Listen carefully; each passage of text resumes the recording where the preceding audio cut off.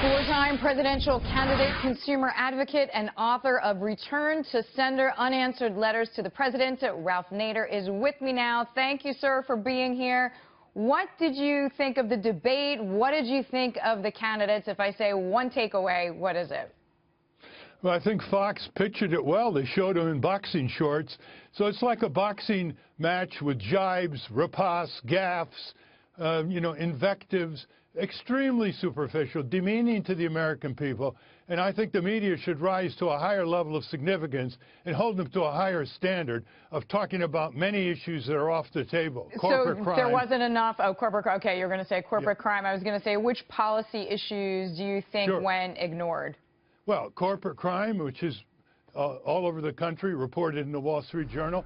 The fate of private pensions in this country that have been looted and depreciated by reckless management, living wage issues, health and safety in terms of medical malpractice and occupational hazards and environmental hazards. You know, it's not just Flint. It's all over the country. We have neglected our infrastructure.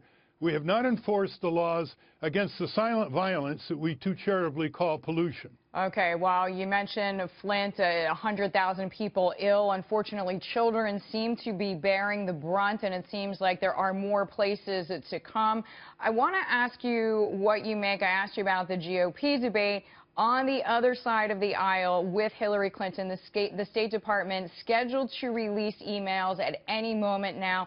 To what extent can she move forward and get away from this dark cloud that is chasing her? We don't know a lot what's going on in the investigations in the FBI and the State Department.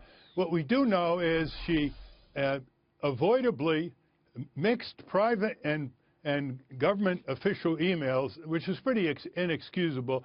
And John Kiriakou went to jail for far, far less of an infraction regarding a disclosure of some agent, which never was made public.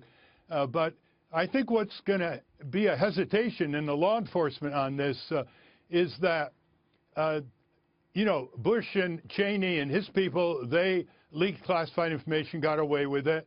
And the government always leaks classified information to Bob Woodward for his books on insiders. They get away with it. The State Department official leaked under Bush, and he got away with it. Let me ask you, though, Ralph, I mean, you know the system, you know the corruption. Should she go to jail? Should she be indicted? Well, we don't know enough. That's why I say this is a ongoing investigation that could damage her seriously if the FBI makes a serious move.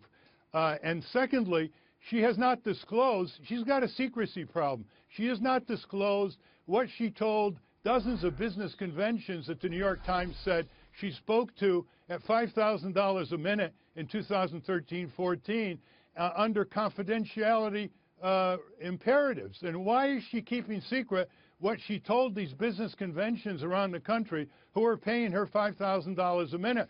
I think that should be disclosed before the Iowa caucus. So let me ask you, do you think the State Department delay, which we're hearing from various sources, is coming in part due to the snowstorm, but do you think somehow some of these emails are not being released because the Iowa caucus is Monday?